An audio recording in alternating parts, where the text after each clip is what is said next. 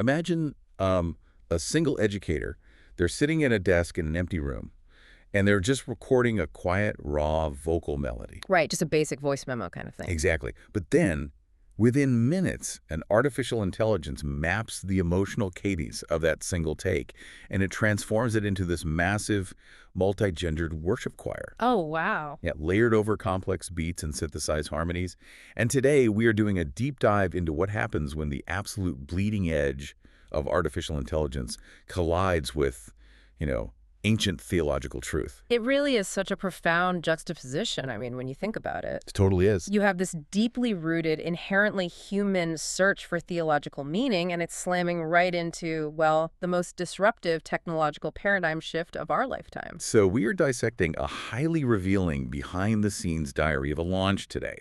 The source material comes from a creator who just released the Christian Education Resource Network. Right. And our mission for this deep dive is to really explore how modern tech is democratizing the creation of highly complex educational resources. Yeah, the abstraction layers of it all. Exactly. And simultaneously, we want to examine the really profound human motivations that drive people to just, share their knowledge with the world. Because on the surface, this reads like a case study about a new curriculum platform. Right. But if you look closely at the text, it functions much more like I guess you'd call it a philosophical manifesto on the future of digital creation. Okay, let's unpack this, because before we dive into the technological marvels of the new site, every great tool is built to solve a specific human pain point. Always. You have to isolate that human friction first. Right. We have to look at the why. So the source material documents years of quiet and honestly often painful observations by this creator who has worked extensively as an educator. Right. They were in the trenches.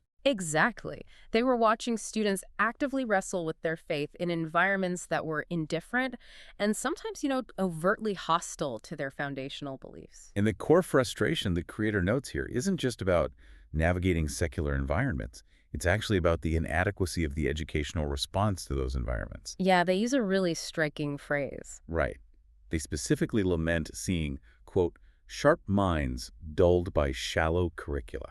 That phrase right there isolates a massive systemic failure. I mean, when a young person is grappling with incredibly heavy, structurally complex realities, handing them a cliché just doesn't work. No, it completely failed. Or like a thin, pre-packaged answer, it doesn't just fail to educate them, it actually disrespects their intelligence. I completely agree. And the creator actually lists the actual questions these students were bringing to the table, and they're incredibly weighty. Let's look at those specific questions. Yeah, so things like, how can I be a Christian and love science? Or, if God is good, why is history so bloody?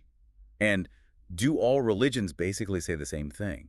I mean, these are not multiple choice trivia questions. Not at all. These are ontological challenges about the nature of reality. A student asking about the bloodshed of history is demanding an intellectual framework that actually respects their capacity to process the problem of evil. Exactly. A fill-in-the-blank worksheet with a Bible verse pasted at the top is simply not going to hold up under that kind of philosophical pressure. It's just not. And the creator observed that parents, particularly in the homeschooling community, they were entirely unequipped to provide that framework. Yeah, and it wasn't a lack of desire on the parents' part. No, not at all. It was a severe lack of cohesive structural resources. They were basically left to fend for themselves in this sort of digital wilderness. They really were. They were piecing together disjointed YouTube videos, printing off random historical documents, and just trying to improvise these massive worldview conversations around the kitchen table. Yeah, just making it up as they go. Yeah. Right. It's like these parents were trying to build a structurally sound house, but they were only handed a hammer and some duct tape. That's a great way to put it. They didn't just need more scattered materials, they needed actual blueprints. But, if this hunger for resources was so obvious, why did the creator wait until literally last week to launch this network? Well, what's fascinating here is that the creator actually did try to solve this before. Wait, really? Yeah, over a decade ago. The source material reveals a legacy attempt, a site launched by this same creator called trinitytutors.com. Oh, okay. So the vision was there early on. The vision for the blueprints definitely existed back then, but the friction of the technological era was just insurmountable. Oh, man. We all remember the reality of trying to build comprehensive digital platforms in that earlier web era. It was a nightmare. You spent 80% of your time wrestling with server configuration. Yep. and manual CSS layout adjustments dealing with broken links, and that left maybe 20% of your energy for the actual pedagogical design. Exactly. The friction between the intellectual idea and the digital execution was this massive bottleneck. Right. The creator was forced to act as a database administrator and a front-end developer. And that actively cannibalized the time they needed to spend on theological clarity and curriculum architecture. So if building this by hand took a decade of just wrangling digital plumbing, the obvious question is how this single creator bypassed that entire bottleneck to launch this massive new network last week. Right, what changed in the plumbing? Exactly. And the answer lies in the abstraction layer provided by artificial intelligence. It changed everything. The creator explicitly states that AI allowed them to build this highly functional, comprehensive site with 1/10 of the effort. Wow. And at nearly 10 times the speed, AI completely changed their role from a digital laborer to like a conceptual director. Which is huge. Freed from the syntax of coding, the friction of development just vanished. The AI acts as this massive accelerator, allowing the creator to focus entirely on the semantics. Meaning the actual meaning and structure of the theology. Exactly. But the application of AI didn't stop at generating site architecture or formatting lesson plans. Here's where it gets really interesting. Oh, yeah, the music. The creator began using AI voice synthesis and conversion platforms to generate original praise and worship music videos. It is so wild. The process outlined in the text is just fascinating. The creator sits at their personal computer, records their own raw vocal ideas, so Yeah. the initial melody, the lyrics, the emotional phrasing, and then they run those raw vocals through AI-driven transformations. Right, so they are mapping the human breath, the specific emotional cadence of their own voice, onto these highly engineered synthetic models. Yeah. The AI transforms a single raw vocal take into, say, a soft, breathy female tone or a really raw, powerful male lead. It's crazy. And then they use AI tools to layer synthesized beats, ambient soundscapes, and complex harmonies until it feels distinctive and polished. Okay, I have a massive problem with this, though. I really do. I figured you might. Because we are talking about deeply personal, spiritual worship music.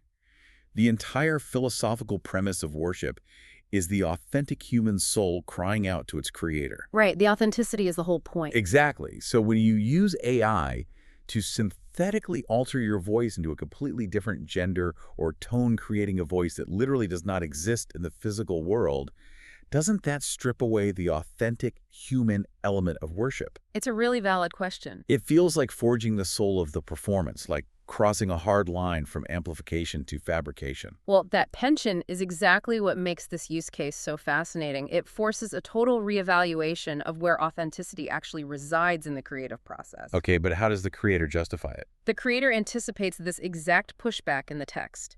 They do not view the AI as a replacement of the soul. Actually, they describe the process as a beautiful blend of human creativity and technological assistance. But how can a fabricated voice be a blend? I mean, a synthesizer or an electric guitar pedal alters existing physical sound waves. It amplifies or distorts what is physically there. This AI is generating a phantom human. Well, the counterargument presented in the source rests on the genesis of the art. Meaning where it starts. Yes. The lyrics, the initial melody, the theological intent, the underlying emotional drive, all of that originates from the creator's own lived experience, their own theological doubts, and their own faith. Okay, I see. The AI does not write the theological longing. It merely executes the sonic delivery. Think of it like a theological stained glass window. A stained glass window. Yeah.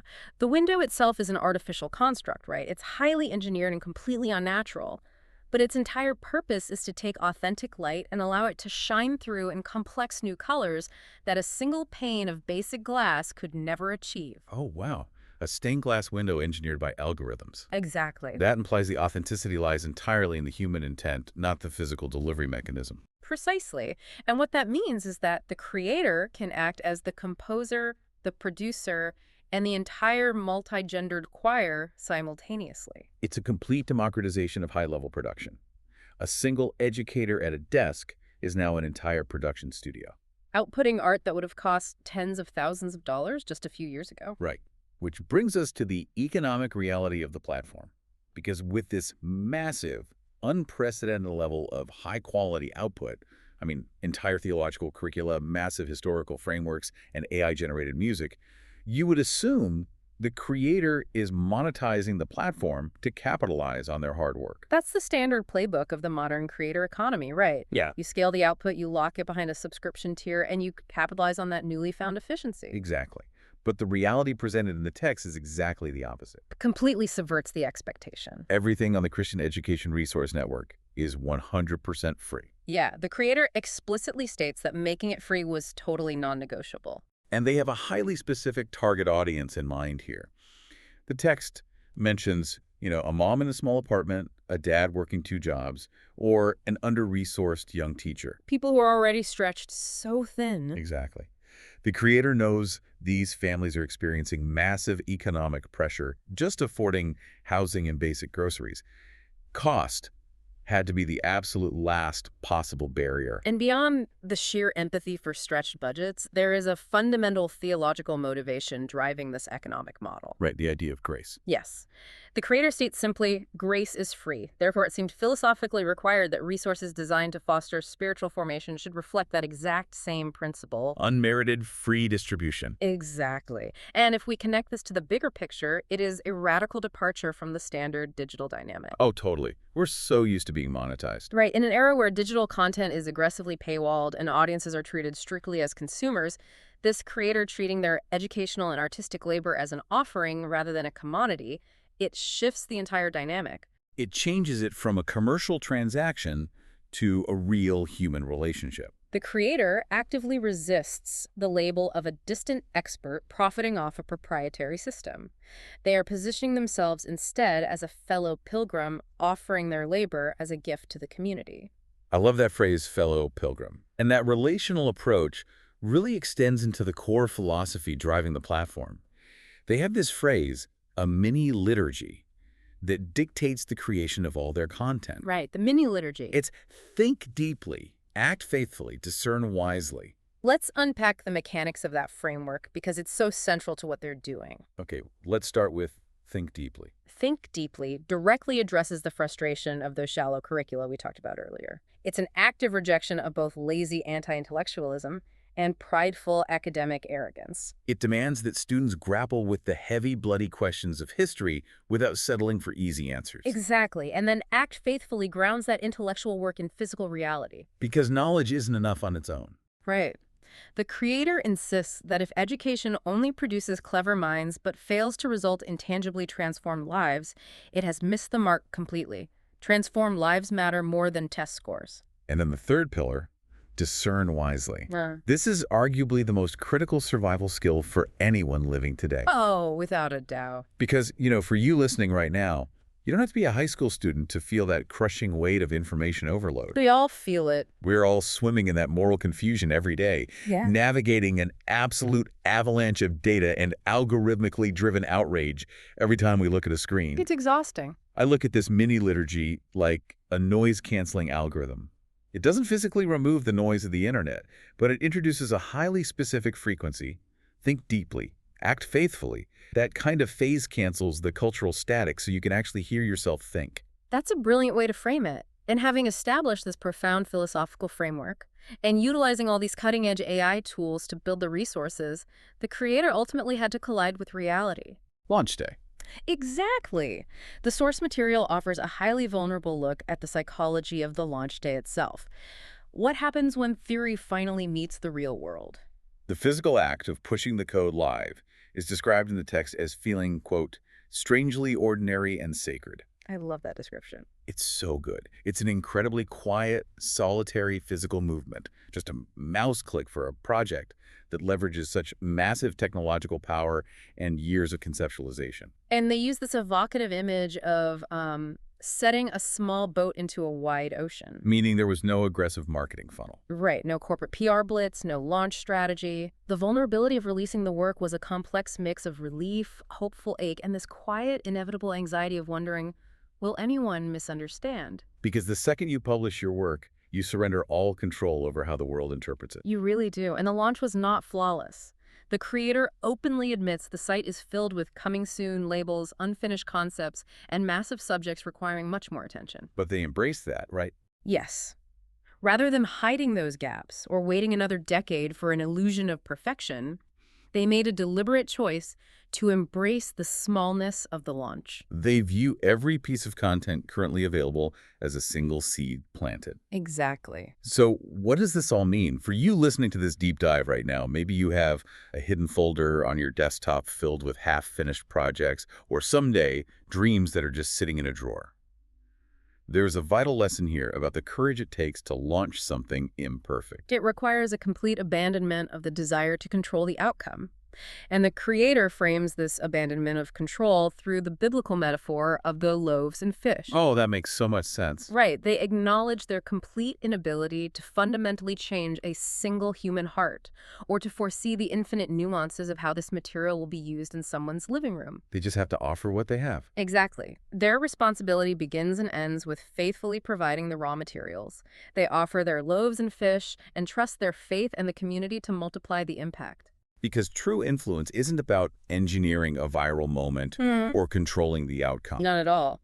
It is about doing the quiet, hard work of providing the resources and letting the rest go. And the ultimate stated goal of this incredibly sophisticated, hyper-modern digital platform is entirely analog. The creator wants this work to outlive them. They want it to spark actual physical conversations. Right, happening around family tables, looking each other in the eye, long after the digital tools have evolved again. It is just a remarkable synthesis of past, present, and future. We started by examining the immense friction of the early web paralyzing a pedagogical vision, like with Trinity Tutor. Yeah, those early clumsy days. And ended with artificial intelligence acting as a hyper-efficient conduit for theological education. A single creator evolved from wrestling with clunky legacy code to orchestrating a massive network that offers comprehensive science curricula and digitally synthesized worship music. And all distributed completely for free. All given away for free to ensure cost is never a barrier to truth.